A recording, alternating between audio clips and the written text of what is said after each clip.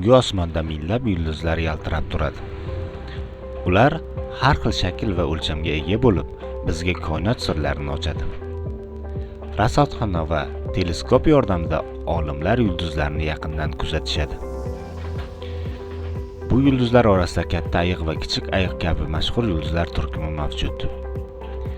Rasadxonada olimlar teleskop orqali yulduzlarni o'rganadi.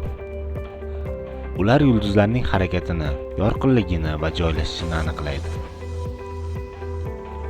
Ayniqsa, katta ayiq yulduzlardan oltin qoziq yulduzini topish juda muhim. Bu yulduz Shimoliy qutb ustida deyarli harakatsiz turadi va orientirlashda yordam beradi. Katta ayiq yulduzlarning yordami bilan biz shimolni topamiz. Qutb yulduzi esa Shimoliy qutb ustida barqaror joylashgan.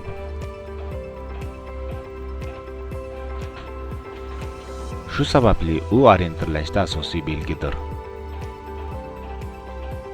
Kompas yordamida shimol, janub, sharq va g'arb tomonlarni aniqlash osonlashadi. Quyosh katta olovli shar bo'lib, atrofida 8 ta sayyora aylanadi. Merkuriy, Venera, Yer, Mars, Yupiter, Saturn, Uran va Neptun. Yerning tabiiy yo'ldoshi Oy bo'lib, u ham Yer atrofida aylanadi. Oy fazalari va quyosh tutilishi kabi hodisalar ham qiziqarli va muhimdir.